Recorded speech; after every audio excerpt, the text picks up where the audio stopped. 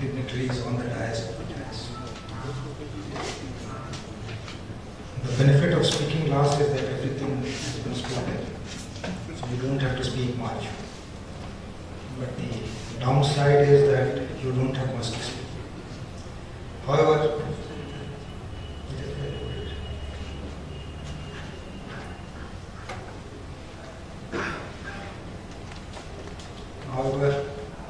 State Bank of India being the premier bank of the country, which has taken upon itself the responsibility of economic development of the country, and which is called the proxy of the Indian economy.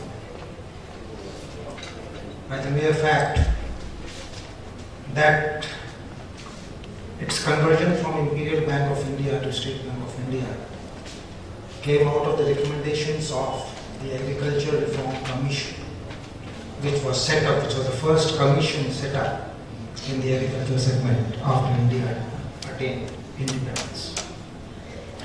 So this is the background with which we got created, and we have taken this responsibility on us with all sincerity. In the state of Odisha, where we are having specific discussions today, we established ourselves even before the modern state of Odisha was created on 1st April 1936. Our first branch was opened at Berhampur in Ganjam on 6th May 1921, followed by the second branch at Cuttack on 8th August 1921. This is the commitment which we have, and we will take it forward. The program chair, Mr. Vera, initially gave the definition of financial inclusion. I think I have the same thing over here, so I will not go into it. But I will just take you to what Mr. Kale had referred to. That was the Ranvajan committee. In fact, like he's told, that first time the word financial inclusion was used in the RBI annual policy statement of 2005-2006. Before that, at least the financial sector was not getting involved in this. Although financial inclusion was always one of the targets, but it was not a focus target. So in 2008, Reserve Bank of India constituted a committee called the C. Ranvajan Committee, and that committee gave a lot of recommendations. Major of them were that the financial inclusion efforts should include access to mainstream financial products such as bank accounts, credit flow, remittance and payment services, financial advisory services, and insurance facilities. Then the question came, why financial inclusion? You know, we always compare ourselves with the BRICS countries, Brazil, Russia, India, China. But when we compare ourselves, we find, Mr. Kale had also referred to it, the Global Findex, that is the Global Financial Inclusion Database. I am referring to 2011 because that is the last one which I had, although Mr. Kale referred to 2012 because he, being a regulator, has got better access. As for that, bank branch in India are 10.6 per lakh population,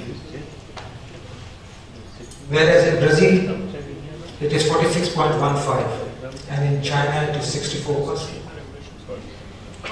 Now, if we do not have the branch, if we do not have the reach, how do we get in touch with them? Financial inclusion, the first and foremost requirement is the reach. And another thing which we have to always remember is that inclusion is mostly for the poor, for the downtrodden, for the underprivileged, and for them accessibility is also a question. We might have very, very great institutions, infrastructure, but does that person feel comfortable in availing of that infrastructure? We have to reach to him. So these are the reasons why financial inclusion was taken up. Going ahead, what are the benefits? There are many stakeholders in the task of financial inclusion. Their customers, their business correspondents, their banks, and the government. The underlying benefit, all the stakeholders have got a win-win situation. I would request Mr. Karthik, if anyone of you wants a copy of the presentation, he will give it to you. Otherwise, we'll send copies and you can take it. So do not bother about taking any notes or anything. What I am saying is that there are four major stakeholders in the area of financial inclusion, and all have got a win-win situation. But the biggest winner is who? The biggest winner is the country. Because financial inclusion speeds up economic development. And when I say economic development, I am not only talking about the country, I am talking about the lowest level, right from the village to the block, to the tehsil, to the district, to the state, to the country. This is what is important. We have to develop. We were called Sone ki Chudiya at one time. Kalinga Empire was one of the most flourishing empires at one time. We have to again achieve that status. And for that, this is the way, this is the path which we have to take. How do we do financial inclusion? In our analysis, there are only 5 A's of financial inclusion. If we do take care of these 5 A's, then financial inclusion is ensured. First, I told you about availability. We have to have the reach. We have to have points of presence. And these points of presence have to have choice of products. Mr. Bhatt talked about the BCs only doing transactions in the savings account of the financially included people. Now that is not financial inclusion. What is financial inclusion? We talked about a couple of things. Mr. Mehra talked about them in his opening remarks, and which laid down the agenda for this entire discussion. We have to have a couple of things. We cannot just say that if an account is open, the person is financially included. No. Even the students who are getting scholarships, they are coming to open an account. Okay, for statistical purposes, we might say that once they open the account and they encash their scholarship checks, they are financially included. But are they? That is the one and only transaction which takes place, collection of the scholarship check, and that is the end of the account. So we have to take care of the availability aspect. Second is awareness. Financial literacy is one of the key requirements. We have to take care of this. And in this, all the stakeholders have got to partner. We cannot say that only one person will do it, one stakeholder will do it. All the stakeholders. Government is doing its job. The regulators, the Reserve Bank of India, NABARD is doing its job. But financial banks have also done their job. The BCs have also done their job. And the NGOs also have to do their jobs. In the sense that people should be aware what is required. I'll come in a subsequent slide. What is to be done in the financial literacy sector. Third is acceptability. Value desired by the customers. If there is no value seen by the customer, he is not interested. India is suffering from the problem of underemployment, is suffering from the problem of under-wage payment. If he does not see any value to it, it's only a gimmick for him. We have to make him look at the value which we are giving. Affordability. If we are charging, or if you are charging usurious rates, then the affordability is lost. The person is already financially excluded as of now. And if we try to take a bigger share of the pie, like a Shylock of Merchant of Venice, then what happens? He is not interested. And lastly is accessibility. We have to have lower entry thresholds. We have to have zero balance account. We have to have facilities where the charges are either non-existent or they are not. If they are existing, they are at a very low level. For example, our bank has waived away all transaction charges. For all the accounts, savings bank, we are not taking any transaction charges. No folio charges, nothing. This is a part of our effort to bring in accessibility. The initiatives which have been taken to facilitate financial inclusion, we all know, liberalized KYC norms thanks to the regulator. Even KYC is now an accepted KYC document, which was not there earlier. Then Aadhaar, National Population Register, the ration card, the Kisan Wahi, everything is being taken. And this is very important because documentation for the financially excluded is one of the most difficult things, and that is why in eOdisha we are talking about providing e-governance. E-governance is going to help us in this, and already the state of Odisha is working very hard on this aspect of e-governance. We have talked about these no-frills account and the accounts with zero or nil balance. Now, the BCs and the business facilitators, they have been introduced. And what is their purpose? Their purpose is to deliver services at the doorstep. The accessibility has to be improved. They have to deliver it at the doorsteps.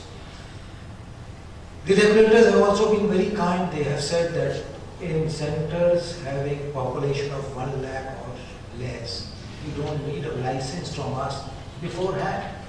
You can go ahead and open a delivery point so that you can cover the people in that area as quickly as possible. This was the scenario in which we are working. What are the initiatives which SBI has taken in the state of Odisha? We have covered 833 villages with population of more than 2,000 by March 2013. 2,685 villages with population below 2,000 have been covered. 2,775 villages will be covered by March 14. We have opened 588 rural and semi-urban branches to reach the last person. We are opening 36 branches on 26 January. Why 36? Because the state was created on 1st April 1936. So we are merging the creation date of the state with the republic date of the country. We have also plans of opening 27 more branches in the unbanked villages by March 2014. Because brick and mortar is something which is necessary. We have already tried with the USBs, that is the ultra small branch. We have tried with the BCs. And in addition to all this, we have got more than 800 CSPs who are covering a large number of villages. And we are going to add another 1,000 village CSPs by the end of March 2014. Now, if you add up all these things, the ATMs, the branches, the delivery points in the form of BCs, CSPs, then we have got more than 3,411 delivery points as on date. And this is daily increasing. We are trying to have that last mile connectivity in the state of Odisha, which is basically a primary state, which is not yet moved to the tertiary sector. Although electronics is generally related with the tertiary sector, but here we are trying to leverage electronics to come out from the primary segment of the economy straight away to the tertiary segment. In addition to that, we have got 426 branches of our Gramin Bank, that is Utkal Gramin Bank. And we are out of 44, 5,700 villages which Mr. Kale talked about in the state of Odisha, which are unbanked. We were given, these are villages below 2,000 population, we were given the target of reaching 25,000 odd villages, 22,000 odd villages. We have already covered 12,200 villages. We will be covering 12,200 villages by March 2015. And by March 2014, another 5,825 villages will be covered. So like this, we are moving ahead, and the effort is that we have to reach to the last person. We have already opened more than 2 million tiny accounts, and this is the process by which State Bank of India is moving ahead in the area of financial inclusion in the state of Odisha. What is the current thrust in financial inclusion? If you see, I talked about coverage of unbanked villages. We have talked about setting up branches, CSPs, ATMs. In fact, Dr. K.C. Chakravarti, whenever he came to review the functioning of banks in the area of financial inclusion in Bangalore, where I was posted, he always used to say that 25% of the branches have to be brick and mortar. 25% of the coverage has to be through brick and mortar branches. We have got that in mind, and we are trying to cover as many as possible through brick and mortar, although they will be lean and thin units. Account opening, Aadhaar CD, DBT, DBTL. We have to spread financial literacy. We have to give ATM cards to the DBT beneficiaries, financial inclusion beneficiaries, and to the KCC card holders. RuPay cards. How many RuPay cards we have issued? We have issued more than 90,000 RuPay cards. Improvement in transactions in BC channel accounts. We have to activate the CSPs. There is no point in having a CSP who is not functioning. And we also have to give microcredit. These are the areas, these are the thrust areas of financial inclusion. But if you want to achieve these, what are the challenges? The first and foremost challenge is technology. The task is so huge and humongous that it cannot be achieved without technology. But the cost of technology, the scalability and sustainability of the technology, that is something which requires a lot of investment. And we have to talk about the viability of the BC channel. Mr. Singh laid a lot of stress on that, and I think he is fully justified in it. Why should anybody work when he is not able to make the two ends of his requirements meet? We have to take care of it. We have to ensure that viability of the BC channel is there. And also we have to see that there is enough volume for him. Even if viability is procured because of certain other businesses which the person is doing, if he is not getting volumes, he will also lose interest. Volumes it which drives the interest of the person. Other things I have written, I am not going to go into it. Infrastructure. The connectivity. We might have the best technology, but if the connectivity is not there, the bandwidth is not there, then we have a problem.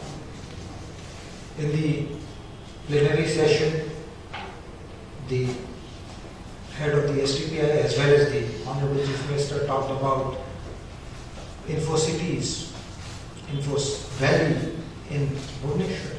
They have been provided with high-speed bandwidth lines, and this is getting extended across the state. But this state has got another peculiarity in this sense that it keeps on meeting with various natural disasters from time to time. Therefore, the cost of extending it to make it calamity proof, that is also very high, and that naturally government has got its own, you can say, limits. So we also have to partner with this in extending the last mile connectivity. In addition to individually including people for financial inclusion, we also have to include them in groups by formation of SMEs. It's a very, very good model. But why is it slowing down?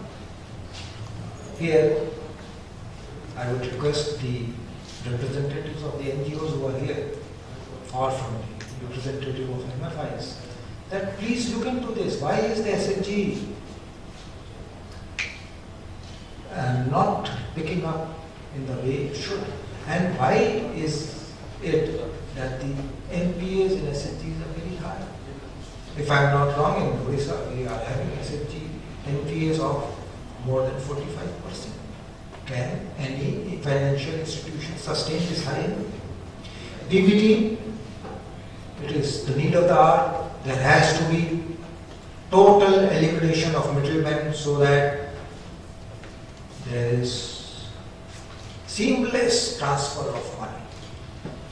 I'll take you back to the days of Mr. Rajiv Gandhi when he had said that every rupee which is released by Government of India, ultimately to the final beneficiary only 15 paisa reaches. And this is only because of the integrations. Government of Odisha's electronic payment program is one of the best in the country. And I would also like to compliment Reserve Bank of India because they provided a platform. And because of that platform, because of that particular initiative taken by Reserve Bank of India in Odisha, the banks were able to also extend their support. And we have reached a stage where in Mamta, we have done a lot of work. In Manrega, we have done a lot of work. And we will always continue to do in this.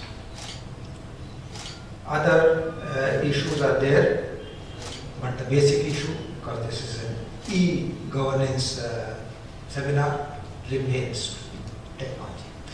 Now when we talk about technology, then what was the technology being used till now? Till now the technology was this. We were having handheld machines which were being used. But these handheld machines were not successful. And therefore State Bank of India migrated from them. The biggest problem with these handheld machines were that there was a financial technology partner, the technology intermediary. Everything was going through him, and there was a time lag between the actual transaction taking place and it getting reflected in the account to the person. So the person was never sure. And there were many acts of malfeasance at various CSP outlets. So now we have come out with kiosk banking. Kiosk banking is a low-cost banking, a very sturdy sort of banking, where our CSPs are provided with laptops, dedicated laptops, customized laptops, and through that they directly access our server, and it is a real-time transaction which they enter. So there is no time lag, and this has restored the trust which suddenly had started eroding. Now, coming to financial literacy, we have already talked about, we all know, it is always said that a unit saved is a unit earned. We say it in the context of money, we say it in the context of electricity, we say it in the context of water. Every resource, this is a common thing. A unit saved is a unit earned. But how do we ensure financial literacy? We have set up 19 financial literacy centers in the 19 lead districts which we have commanded. Other banks have also set up, and because of the perseverance of both RBI and NABARD, all banks have set up FLCs in their respective districts. And we are continuously holding programs. We have held 281 programs covering 10,373 villages, and we are continuously holding audiovisual programs. But what should be the focus of these FLCs? The first and foremost is we have to tell them why to save. This is the basic question. Then, why save regularly and consistently? Because people in the rural areas are not accustomed to getting regular wages, regular income. They are only accustomed to getting intermittent income but spending it over a period of time. Here we have to tell them that although you may be getting intermittent income, it is the requirement of the hour for the benefit of the family, for the benefit of the country, that you save regularly and consistently. Then we have to ensure that they have trust in the bank. So we have to tell them why save with the banks.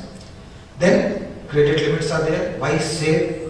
Why take credit limits? Why take credit from the bank? That also. And what is the difference between borrowing for income generating purposes and non-income generating consumption purposes? What is the difference? This difference has to be drilled in them, because that is the only difference which will make them get away from the money lenders, from the sahukars to the banks. And we also have to tell them that after your productive life is over, you need income to survive. And it is here that the banks will come to you. Let's go. These are the products through which the banks, these are not unique to State Bank of India, these are with all the banks. These are the products. We have got savings bank with overdraft facility. We are providing remittances. We are providing transaction facility between two different branches. We are issuing fixed deposits. Micro insurance is there. For example, we are providing insurance of 2 lakh rupees for 100 rupees per annum. We are providing insurance of 4 lakh rupees at 200 rupees per annum. 10 lakh rupees at 500 rupees and 20 lakh rupees at 1000 rupees. This we are providing to all our savings bank and current account customers, irrespective of whether they are from the rural area or from the urban area. This is also part of the financial inclusion agenda, because insurance was one of the major things which the Ratnagiri committee had talked about. We are also giving them recurring deposits, and this is something which is I talked about ICT in brief earlier. We have got internet-based kiosk. We have got micro ATMs, or what we call cash at POS, where you can go and withdraw money. It is only a POS machine, but it gives you the access to up to 1,000 rupees per day. We have got 443 such machines. We have issued 55,600 rupee cards, debit cards. Mobile phone based handheld devices have been used for banking services, and personal accident insurance is also being provided. This is some of the photographs. This is the cash and POS. These are the debit cards and POS machines. These are the kiosk banking accessories. These also, because in the rural areas we have the problem of not having 100% literacy, and therefore having handheld devices which can capture the fingerprints. That is also very important. Achievements of SBI in Odisha. We started, if you take March 2011 as the base, when we had 10,96,000 accounts. We now have 20,40,000 accounts. The balance in account was 46 crores. It has now gone to 96 crores. And if you take the percentage growth, there is a 25.6% annualized growth in financial year 2013-14, and there is an 80% growth in amount terms during financial year 2013-14. I think we have to work in a holistic manner. We cannot only talk about financial inclusion as a method of providing savings bank facility to them. We have to leverage the technology. We have to make the best use of the technology in providing full gamut of product and services to our villages. Mr. Bhatt talked about our cities. We also have our cities. There are certain problems in some districts of Odisha because there is some left-wing extremism. We have to work it because the biggest potent weapon against LWE is financial inclusion and nothing else. Thank you very much.